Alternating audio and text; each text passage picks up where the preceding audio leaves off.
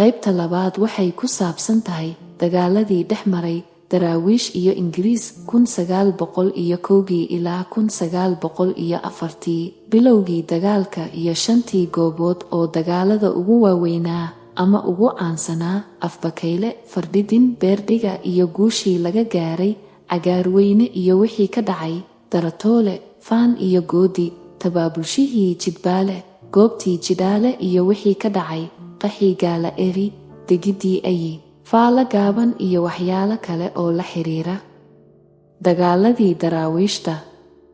Markaan waraysanay odayaashii dagaalada ka qaybgalay badankooduna ku dhaawacmay iyo raggii goobjooga ka ahaa kuwii la sheekaystay ama aanu akhrinay kutubtii dagaaladaas laga qoray iyo gabayadii laga mariyey, markaanu tagnay meelihii dagaalku ka dhacay oo rasaastii daadatay iyo qashirkii weli yaal, haarihii iyo calaamooyinkii weli ka muuqdaan, markaan toyanay raggii goobaha lagu dilay tiradoodii iyo raggii madaxda ahaa magacyadoodii, waxaanu hubinnay in meesha guuldarro weyn ka dhacday oo raggooy guryo badanina ku rugmadeen, guutooyinna ku hoobteen.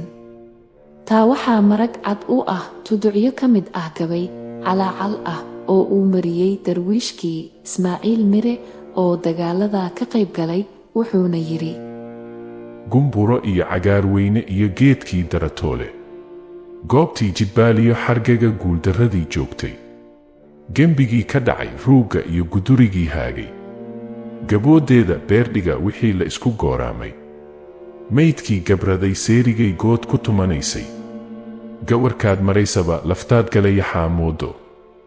goobihii dagaaladu ku dhex mareen Ingiriis iyo daraawiish waxaa tiradooda lagu sheegay 42 ku dhowaad. dagaaladaasna badankooda si weyn baa dad iyo duunyaba loogu dhintay ama loogu dhaawacmay. 1900 ilaa 1904 waxaanu wax kaga sheegaynaa dagaaladii Ingiriis iyo daraawiish dhex maray 6dii ugu waaweynaa, kuwaasoo lagu kala magacaabay Afbakayle, Fardhidin, Beerdhiga, Eerago, Cagaarweyne, Gumburo, Daratoole iyo Jidbaale. goobahaasu magacyaday la baxeen iyo meeshay goobtu ka dhacday iyo taariikhdii dagaalku dhacay waxaa loo tilmaami karaa sida tan: magaca goobta, taariikhday dhacday: Afbakayle, Saamaale, 3 Juun 1901. Weyla Xir, 3 Juun 1901. Caana Xarigle, 3 Juun 1901. Kurgaraad, 3 Juun 1901. Oodagooye, 3 Juun 1901. Fardhidin, 6 Luulyo 1901. Buurihiili, 6 Oktoobar 1901. Beerdhiga, Eerago, 4 Abriil 1901.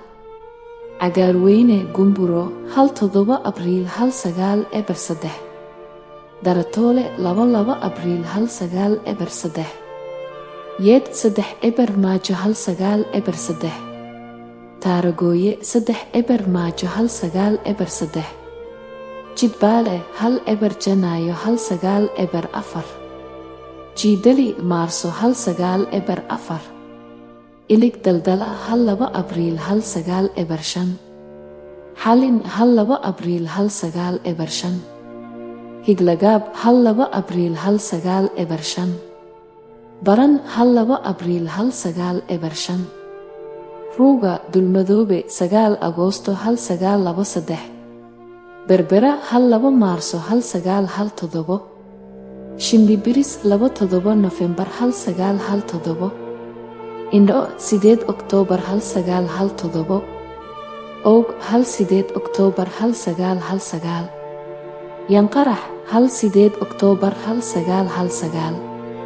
Badweyn, 8 Oktoobar 1919. Mirashi, 3 Disembar 1919.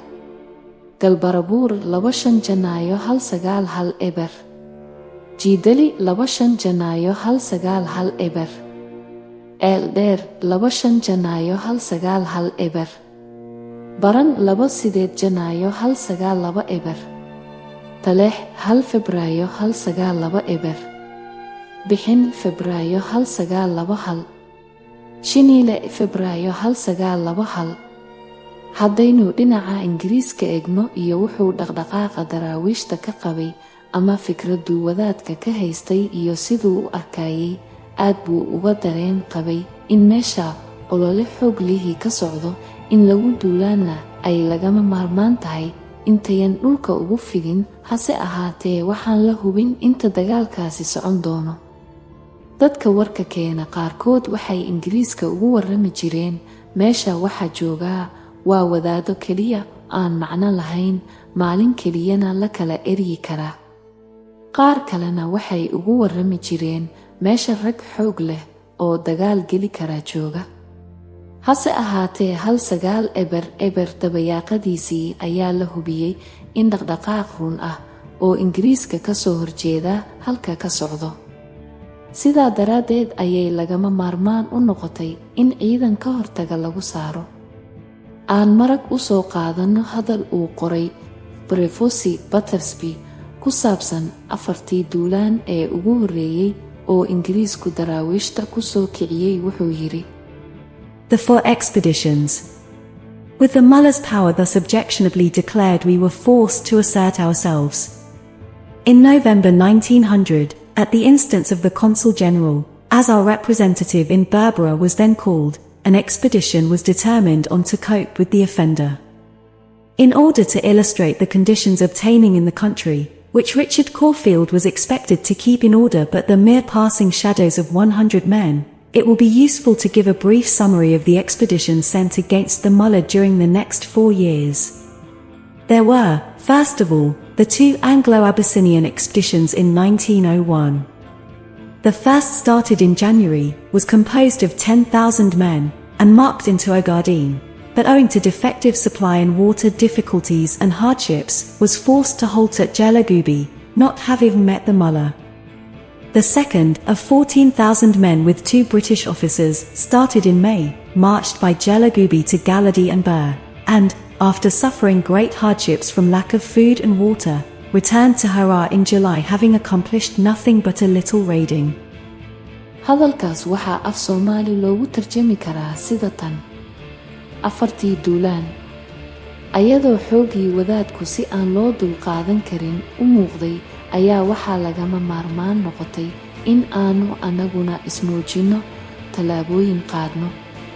bishii Nofembar 1900 ayaa waxaa la goostay in duulaan lagu kiciyo fidmawalaha, iyadoo ay taasi waafaqsan tahay codsashadii wakiilkayagii markaas Berbera joogay, sidii xilligaas lagu magacaabi jiray.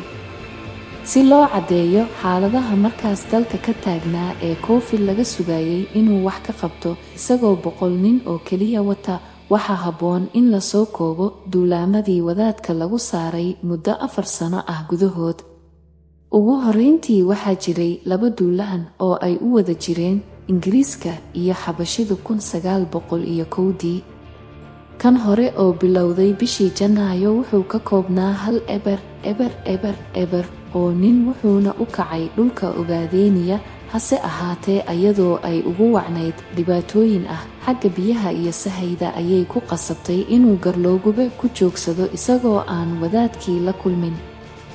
kan labaad oo ka koobnaa 1 oo nin 2 sarkaal oo ingiriis ahi la socdaan, wuxuu bilowday bishii May, wuxuuna dhex qaaday Garloogube, Galaadii iyo Buuro.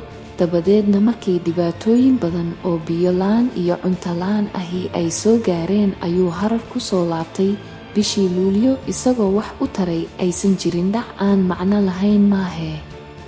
markii la eego ciidamada xabashida iyo sida loo tabaabulsheeyey ama heshiiska xabashida iyo ingiriiska u dhexeeya, waxaa qof waliba garan karaa in xabashidu dagaalkii daraawiishta qayb weyn ka qaadatay.